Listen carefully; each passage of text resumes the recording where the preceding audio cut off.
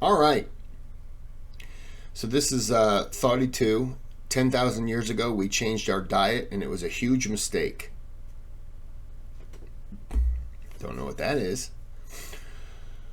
Okay. We probably stopped eating bricks. Bricks are really healthy, I hear.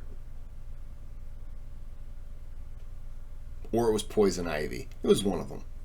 So there's a thanks button on the channel. You can donate. You don't have to. All donations are appreciated. You can request videos. You can request without donating. Just takes a little longer to get to. You can subscribe to the channel. Click on that little nose. My nose is itching like crazy today. Click the bell because it notifies you when things happen. I don't know. Weather alerts maybe. Probably not. And then last but not least, if you don't want to do any of that, just click the thumbs up button. That helps me. So this is going to be a two-parter. Couple 17 minutes videos, and let's do it. Hey, 42 here. If you've been flicking through social media recently, tuned into any Netflix documentary, or perused a plethora of podcasts, you're probably confused about what you should be eating. According to some expert influencers, you should be a vegetarian, pescatarian, insect-eating, meat-eating vegan who avoids seed oils, sugar, acid, dairy, and fun. Confusing, isn't it? But I want to forget all the fads and hush the hype to answer a really simple question at the bottom of it all that I don't think is talked about enough. What are humans actually meant to eat?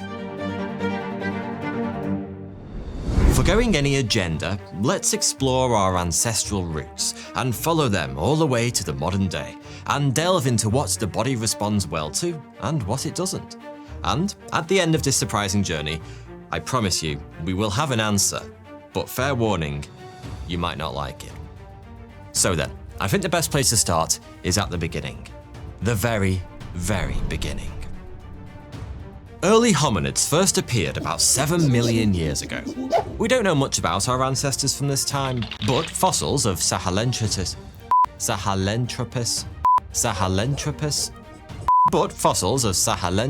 chadensis, the earliest hominids, have been found exhibiting small teeth with thick enamel, suggesting they occasionally ate small amounts of hard food like nuts and seeds.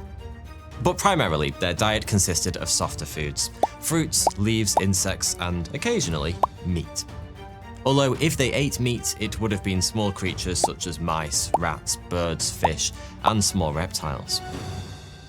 The hominid diet remained the same for the next few million years, until Lucy came and spoilt it all by saying something stupid like, "I want to eat tubers." Tubers would have been a difficult eat for earlier species, since we hadn't yet discovered cooking to soften them. In 1974 in Ethiopia, several hundred pieces of fossilized bone were discovered and dated to about 3.2 million years ago.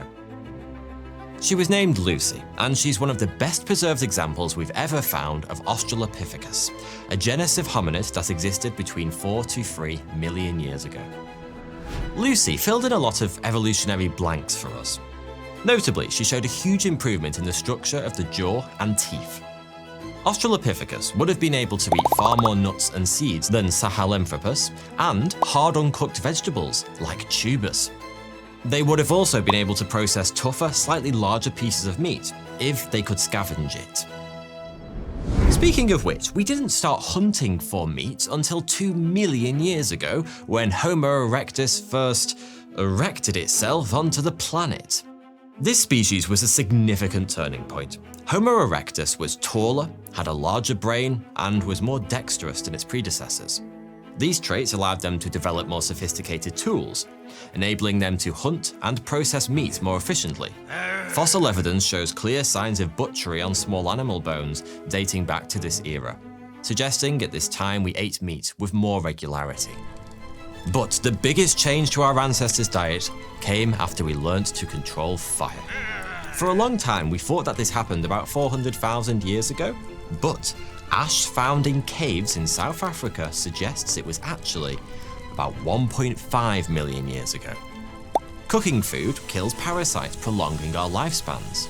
Cooked food has to be chewed less, so there was a steady decrease in our jaw size after this era. The gut also grew smaller because it didn't need to use as much energy to digest food. And fibrous root vegetables were now on the menu more often, as were tough and chewy lean meats such as game. The effect of increased meat consumption was profound. It's believed that the high-quality nutrients found in meat played a crucial role in the evolution of our larger, more complex brains. Meat is more energy-dense than plants and is high in B12, zinc, and iron, which are all crucial for brain development. Generally though, cooking allowed for greater nutrient absorption of all food types, leading to a much faster development of the species. Then things continued pretty much the same for the next million years, until about 10,000 years ago, when the advent of agriculture marked the biggest change in the diet of Homo sapiens. We left our nomadic lifestyle of hunting and gathering behind for one of farming and settling in one place. Prior to the development of agriculture, the human diet had to be adapted to the environment we found ourselves in. Populations living near bodies of water would have had a diet richer in fish and seaweed, whilst those in forested areas would have eaten more fruits, nuts, and game. But in a post-agricultural world, we could now, for the first time in history, adapt the environment to us. Within a few short centuries, the amount of forest food in our diets dropped precipitously. We began to eat far less nuts, seeds, wild fruits, and game meat. In their place was grain, more grain than you could shake a sheaf of wheat at. A grain-based diet can support a much larger population per square mile than hunting and foraging. So this is when Homo sapiens started spreading across the globe and our numbers grew exponentially. But agriculture wasn't necessarily a good thing. We were less healthy than ever before. Early agriculture was lacking in quite a few important nutrients, specifically vitamins A and C, which are prevalent in vegetables and fruits, and B12 and omega-3 fatty acids, which are found in meat and fish. These elements were all severely lacking in this new grain-based diet, which was also a high carbohydrate diet, which, as we'll discover, gives you lots of energy, but lacks in nutritional value. We had conquered the environment. We had made it our slave. And, as a result, we became unhealthy slops. Skeletal remains from this period show an increase in dental problems like cavities and gum disease, that were rare amongst hunter-gatherer populations. There was a reduction in average stature and an increase in signs of malnutrition and diseases related to nutritional deficiencies. But something else rather interesting happened during this time. Our genes changed. Seriously. Specifically, most human cultures, but not all, rather quickly, in the timeline of evolution at least, developed lactase persistence. A fascinating genetic adaptation that allowed some human population groups to digest lactose into adulthood, something we couldn't easily do before. This trait is a direct and rather rapid consequence of the domestication of dairy animals. It's a stellar example of how the development of agriculture, even in the short space of 10,000 years, has etched a permanent mark into our DNA. This tells us that human genetics have flexibility, and who knows what new food trends we will adapt to in the next few thousand years. Now, agriculture may have made us less healthy than ever before, but you may think that this trend was reversed at some point. After all, with the advent of the middle class in the 18th century, more people were eating a varied agricultural diet than ever before. Gone were the days of bread and gruel for breakfast, lunch and supper, and it was in with the various farmyard meats, farm-grown fruits and vegetables, and complex carbohydrates, nuts, seeds, and pulses. And an increase in preserved food meant better nutrition throughout the winter too. And yes, all of this helped. We started to regain and even surpass those standards of nutrition and health that we left behind in our hunter-gatherer days. And in developed nations, life expectancies broke through unprecedented barriers. Trouble was, this only happened in areas of the world that had a middle class, and therefore had access to such a varied, nutritious diet. And then, of course, there was the Great Plague on the horizon. Not the Black Death, but something much worse. A plague that once it had seeped its tendrils into society, it began to rot us away from our very core. The plague of processed food. Now, I'm not going to rant on about the evils of processed food here because we've all been lectured about it more than we probably care for at this point. But one thing is for certain, as processed food has proliferated throughout the world, obesity has skyrocketed. Multiple meta-analyses over the past decades have found a strong link between so-called ultra-processed foods and an increased risk of heart disease, stroke, and premature death. So, we've established what we've been eating for the past 7 million years, and how the human diet has shifted during that time. But we still haven't answered the most important question: what should humans be eating today? To answer this, I'm going to... Ice cream.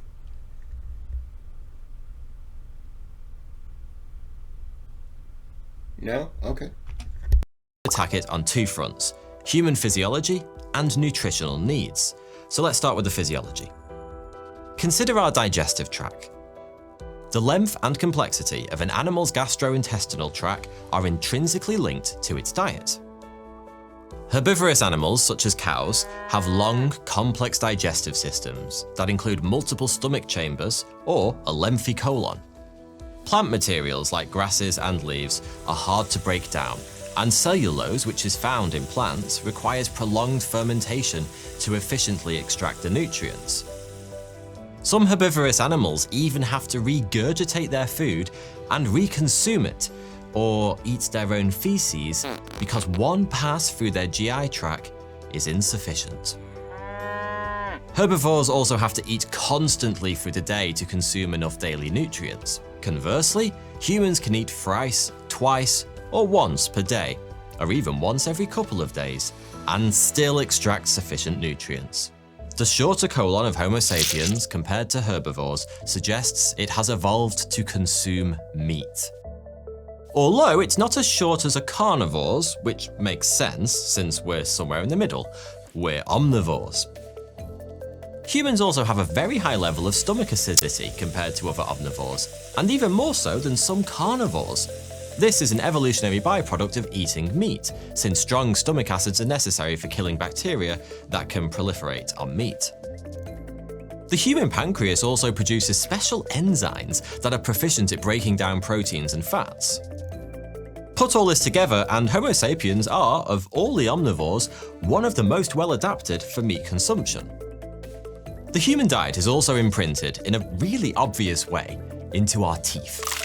We have molars for grinding and canines for tearing.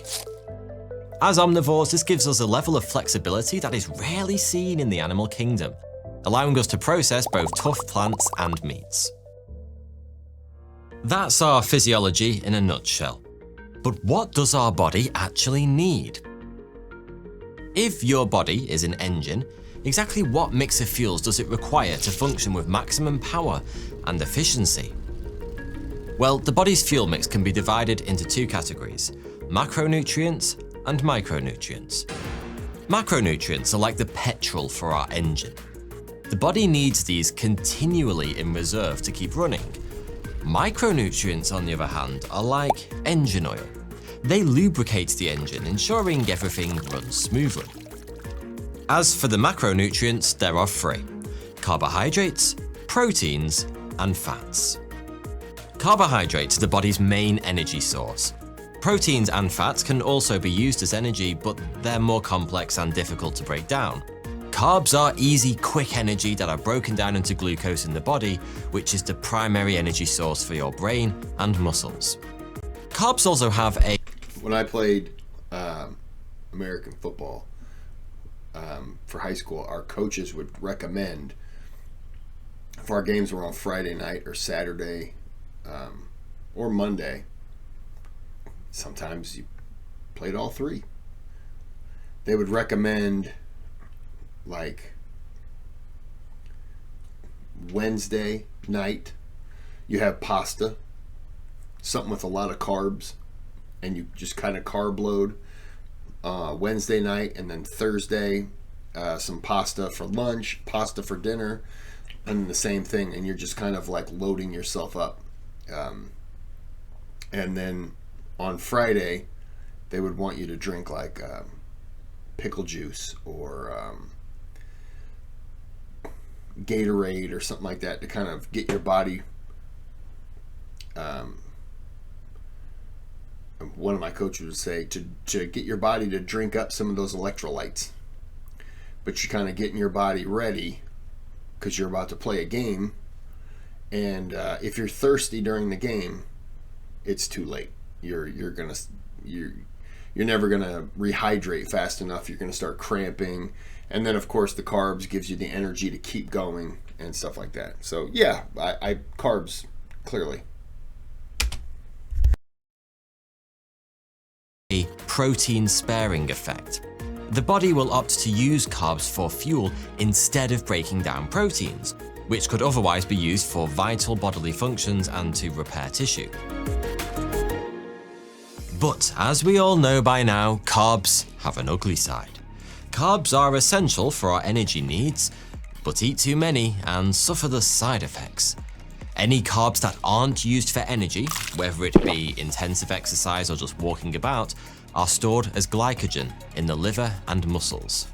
The liver stores about 100 grams of glycogen and the muscles 400 grams. This is all fine because it can be used for energy later on. But when the glycogen stores are already full and further carbs are consumed, it is instead converted into fat and stored around the body as adipose tissue, which is a fancy word for the wobbly bits. Also, excessive carb intake, especially simple carbs like sugar and basically everything tasty, causes your blood sugar levels to spike. Insulin is released to remove this excess glucose from the bloodstream, but if this behavior is repeated over a prolonged period, you can develop insulin resistance and type 2 diabetes. So the TLDR of carbohydrates is this. We should be eating them since your body does need them for energy, but eating too many, especially crappy carbs, leads to diabetes, obesity, heart disease, and that old favorite, death. Then there's proteins, the wunderkind of the macronutrients, the favorite child. Proteins are the building blocks of life. Your muscles, bones, skin, hair, and pretty much everything else needs proteins to regenerate. Your muscles are made up of tiny strands of protein called myofibrils. These are torn when you exercise, and you need protein in your body to fuse them back together. And when you cut yourself, collagen, the most abundant protein in your body, is used to create a scaffold on which new tissue can grow to close the wound. Proteins also regulate your immune system. They create enzymes, prevent blood clots, transport and store nutrients, maintain your fluid balance and acid levels. And in a pinch, they can be used for energy when your carbohydrate and fat stores are depleted. So to ask if the body needs protein would be like asking if a scone needs cream. The answer is yes, by the way, unless you're completely mental. Government guidelines in the UK and US recommend about 55 grams of protein a day, or 45 grams for women.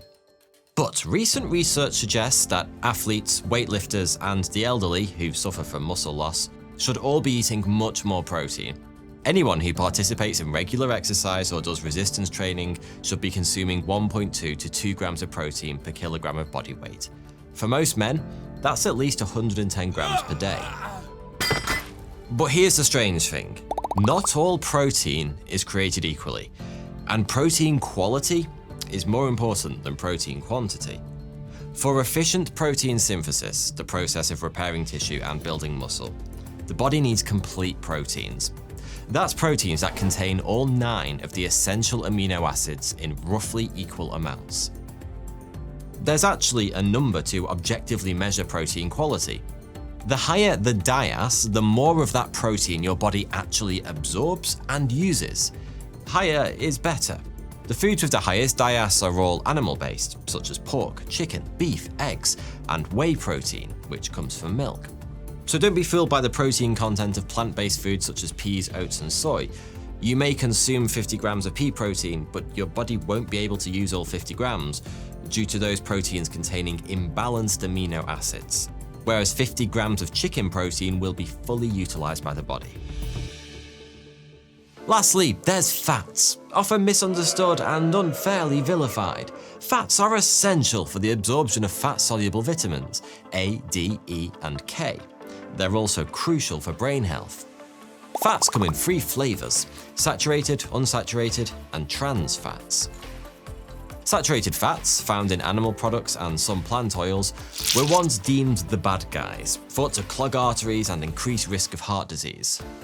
And truth be told, the jury's still out on that one. However, newer research suggests that the story's a bit more complex. Your body actually needs saturated fats, but the trick is to balance them with unsaturated, the so-called good fats. Monounsaturated and polyunsaturated fats are found in foods like olive oil, avocados, nuts, and fish.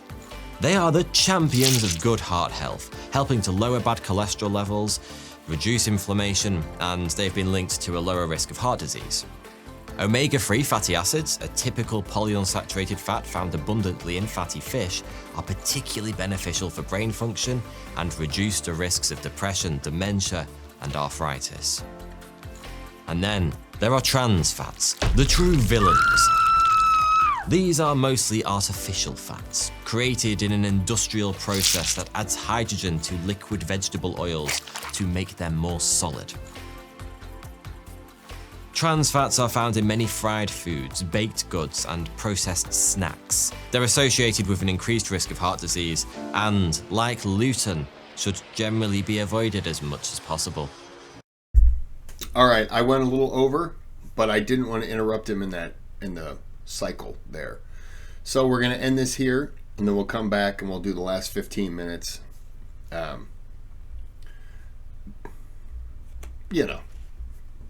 For the video. Okay, so this is part 1. Hope you enjoyed it. I did. Hope you learned something. I did. I learned that we have to eat food. It's essential. I was gonna stop doing it for 6 months to get myself ready for beach season. Just joking. All right, I'm gonna end this here, and we'll come back for part 2, which will be tomorrow. So until then, have a good day, have a good night.